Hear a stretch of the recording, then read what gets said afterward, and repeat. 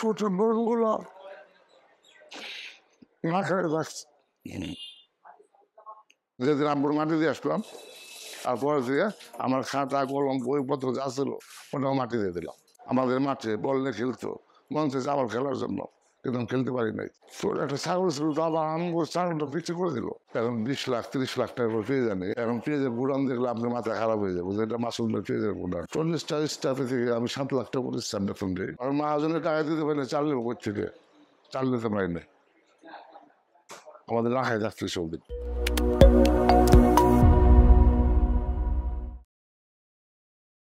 আমার নাম মোহাম্মদ মাসুদ খান। আমরা হলাম গিয়ে 2টা বাই 6টা বউ। তো আমার আব্বুর অনেক বড় বড় ব্যবসা ছিল, কোহিনুর কেমিক্যালের ডিস্ট্রিবিউটার ছিল, রমনা সিগারেটের ডিস্ট্রিবিউটার ছিল আমার আব্বুর, ক্যাশ ইন্ডালের ডিস্ট্রিবিউটার ছিল, আমাদের দোকান ছিল বাজারের ভিতরে। তখন যখন ব্যবসাতে লুট হয়ে গেলো আর ব্যাংক যখন বাজত হয়ে গেলো, তখন আমার আব্বা একদম নিঃস্ব হয়ে গেল, একদম মানে আমরা রাস্তায় নেমে গেছি। তো আমাদের দিন তখন চলে না, অনেক চলে না, আব্বুর সাথে তখন আমি অনেক তখন 13-14 বছর বয়স, তো বুঝি কিছু বুঝি আর কি, যে আমাদের এখন এত আমাদের আর্থিক অবস্থা খারাপ, আব্বু চালাতে পারতেছে না আমার বোন নিয়ে। তখন আব্বু আসতে আমার পেঁয়াজের দোকানটা আমরা স্টার্ট করলাম। তখন ক্লাস 8-এ পড়ি, তো 9-এ কয়টা পরীক্ষা দিচ্ছি, 4টা-5টা পরীক্ষা দেওয়ার পর আম্মু মারা যায়। তারপর পরীক্ষা দেওয়া হয় না, আর স্কুলে যাওয়া হয় না। আব্বু মারা যাওয়ার পর আমরা টোটালি স্কুল বন্ধ হয়ে গেছে। মানে যেদিন আব্বুর মাটি দিয়ে আসলাম তারপরে দিয়ে আমার খাতা কলম বইপত্র যা ছিল ওটাও মাটি দিয়ে দিলাম। 15-16 বছর বয়স, মানুষ খেলতে, আমি খেলতে পারি নাই। মানুষ আমি দোকানে আসতাম, মানুষ আমার সামনে আমাদের মাঠে বল নিয়ে খেলতো, মন চাইছে আবার খেলার জন্য, কিন্তু আমি খেলতে পারি নাই। আমি দোকানে এসে পড়ছি। তখন আপনার বলছিল ভাই শোন, নীতিটা বজায় রাখবে, নীতিটা নষ্ট করেছিল। তোর মধ্যে একবার আমার মাঝখানে একটা সেনাবাহিনীর চাকরি হয়েছিল, তো আমার বড় ভাই সেনাবাহিনীর চাকরি হয়েছে। তো বড় ভাই সেনাবাহিনীর চাকরি বাদ দিয়ে আসার পরে তো ভাই বললো যে তুই সেনাবাহিনীতে ফুরাই যাবি না, তোর চাকরি করে যাবো না, তো কোন নাম ব্যবসা ট্যাবসা করে রাখা। তো আমিও ধর এখানে কাঁচা টাকা, কাঁচা পয়সা, তখন দোকান করলে প্রতিদিন 400 টাকা বিক্রি করলে 100 টাকা লাভ হয়েছে, 100 টাকা অনেক দাম ছিল, তখন আমি অনেক ছুট আর কি। যখন আব্বু মারা যায় তখন আমার অনেক কষ্ট হয়ে যায়। 4টা বোন মেয়ে, আল্লাহ দিলে কখনো ভাত জুটছে, কখনো জুটে নেই। আমি 1 কেজি করে চাল নিয়ে গেছি, 1 কেজি চাল নিয়ে গেছি সন্ধ্যাবেলা, এবং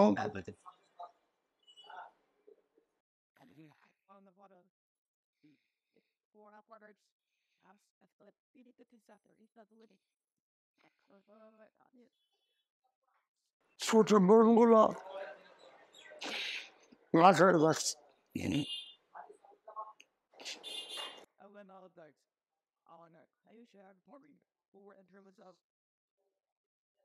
আমাকে নিয়ে আমার মারের নিয়ে আমরা 6-7টা লোক ছিলাম।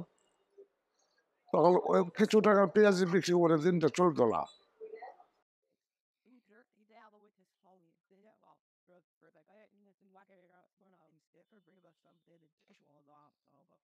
একদিন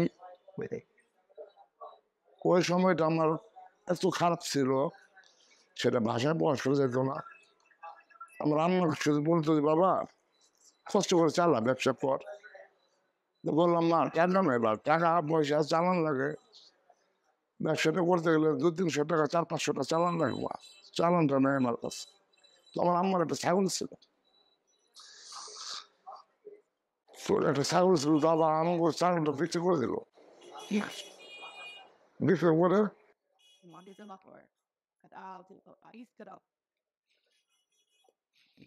300 টাকা আমার আম্মু আমার হাতে দিয়েছিল। 300 টাকা দিয়ে তখন আমি কিছু কিছু মাল কিনি, কিছু কিছু মাল কিনে ওইটাতে তখন আমি আস্তে আস্তে আস্তে আস্তে, মানে আগে ওই একখান থেকে বাকি নিয়ে যাম, ওই বাকিটা কিছু টাকা বেশি ধরতে যাম, নগদ থেকে 5-4 টাকা কম পেতাম। তো ওই 300 টাকা দিয়ে আস্তে আস্তে আমি ওই মালটা কিনি। তখন আমার কিছুদিন এভাবে চলে যায়। 2 বছর পরে তখন আমরা 2টা ভাই সেপারেট হয়ে গেলাম। তো 4টা বোন নিয়ে আমরা চাচা আমরা ভিন্ন করে দিল, আর আমার আম্মুরে দিয়ে তোরা আলাদা। ব্যবসাটা যেমন সময় দেওয়া ধরলাম, তখন ব্যবসা ছাড়া কিছু বুঝি না। তখন এটা আস্তে আস্তে যখন কিনা মোটামুটি 400 থেকে 500, 500 থেকে 700, 700 থেকে 1000 টাকা, যখন 1000 টাকা পেঁয়াজ বিক্রি করি, তখন আমাদের চলার মধ্যে ভালো একটা পরিবেশ হয়েছে। আস্তে আস্তে 1টা 2টা লোক রাখা ধরলাম। তখন আস্তে আস্তে আস্তে আস্তে কর্মচারী 4-5টা লাগে এখন। তখন শুধু তখন আমি বাঁচতাম না, তখন শুধু বিক্রি করতাম।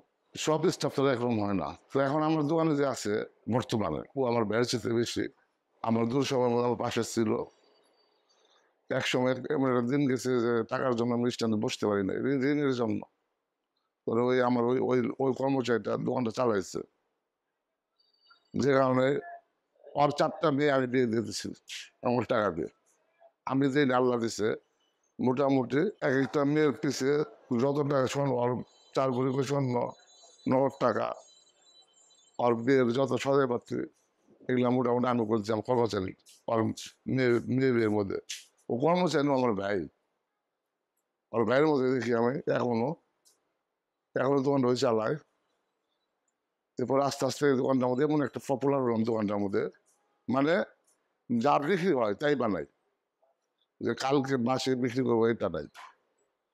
এবং বাসে যদি কোনো ইনভেস্ট থেকে গেছে, মানে বৃষ্টি বান্ধব হইলো, ফুটপাতে কোন দোকানটা তো যদি থেকে গেছে আমরা ওটা ফালাই দিচ্ছি, ওটা আমার দোকান উঠাই নেই। আমি বিক্রি করতে করতে আল্লাহ আমাদের যখন প্রতিদিন 70,000 80,000 টাকা পেঁয়াজ বিক্রি করি। ওটা ব্যবসা স্টার্ট করার পর থেকে আল্লাহর এমন রহমত হলো, 2 বছর পরে 2টা বোন বিয়ে দিলাম একসঙ্গে। একসঙ্গে 2টা বোন বিয়ে দিলাম।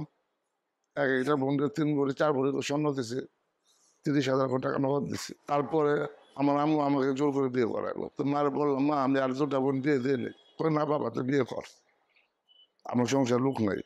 জোর করে বিয়ে করাইলো। আমার পিছনে ওর যে হাতটা ছিল, যখন যেটা প্রয়োজন হয়েছে বল কাউকে, একটু পরে বল কাউকে মাল বিক্রি হয়ে গেছে, 20 কেজি পেঁয়াজ কাট। সকাল 9টা রাত 9টা বাজে, এখন রাত 9টা বাজে, এখন কাটবো, হ্যাঁ কাট। 20 কেজি পেঁয়াজ কেটে দিচ্ছে, কখন না করতে না। এখন আল্লাহর রহমত, তেজ মহিলা আমার পাশে আরো লোকজন আছে, তারা প্রোডাকশনে কাটে। প্রতিদিন মোটামুটি 1400-1500 কেজি করে পেঁয়াজ লাগে আমার। লাস্ট এর মধ্যে শুক্রবার যেমন 8 দিন 3000 কেজি পেঁয়াজ কাটতে হয়, এখন মানুষ দিয়ে কাটায়। বলে আমার শ্বশুর কাজ হয় না, আমার 2টা বোন বিয়ে দিল। আলহামদুলিল্লাহ, আল্লাহ হাজার শুক্রিয়া, আমার বোনগুলি খুব ভালো আছে। তো এখন আল্লাহর মধ্যে দোকানটার মধ্যে আমার বর্তমানে 17-18টা কর্মচারী আছে। প্রতি মাসে আমি ওই দোকান থেকে 3 লাখ টাকা উপরে স্ট্যান্ডার্ড কম দিই, শুধু পেঁয়াজের দোকান সেটা। আর এই রেস্টুরেন্ট থেকে এখানে আমার 3.5-4 লাখ টাকা বেতন। ইন টোটাল 40টা স্টাফ আছে আমার 2 দোকান মিলে।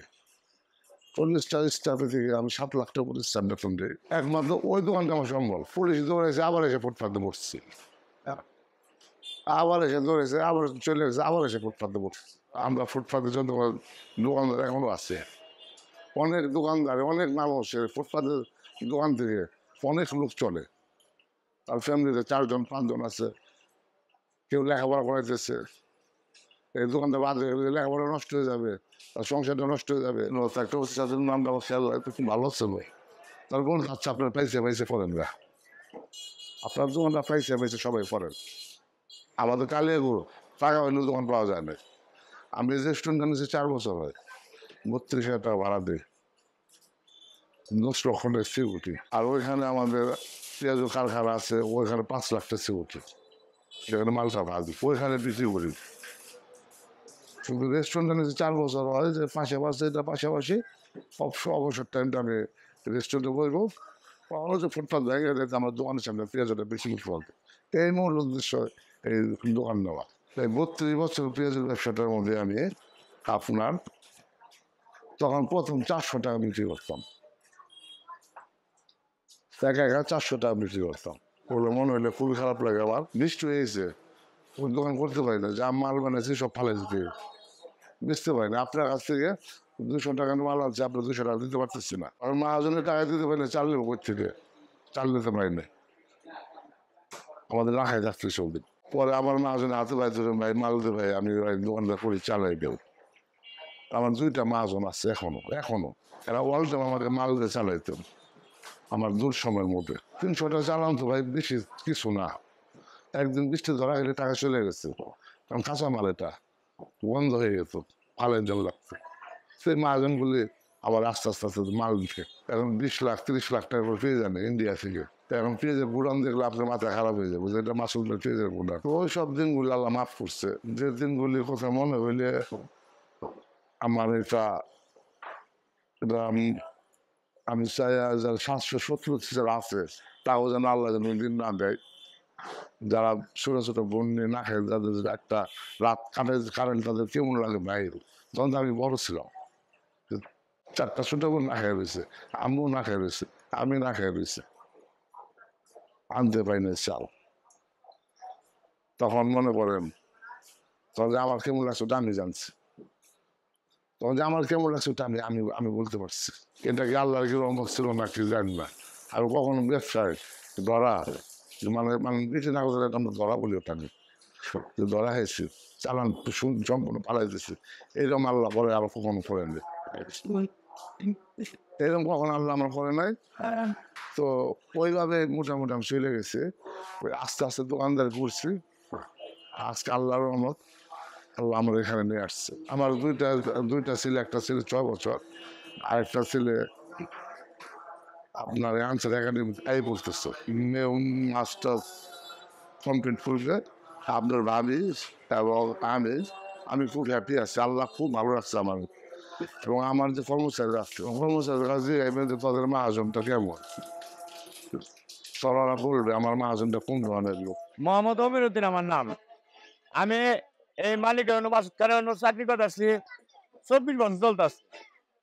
ওনার ব্যবহার আচারে মনে করেন আমি থাকতেছি, আমি সবকিছু দায়িত্ব পালন করি আর কি। এখানে যখন মনে করেন খুব কষ্ট গেছে ভাই, খুব কষ্টে দিন কাটাইছি।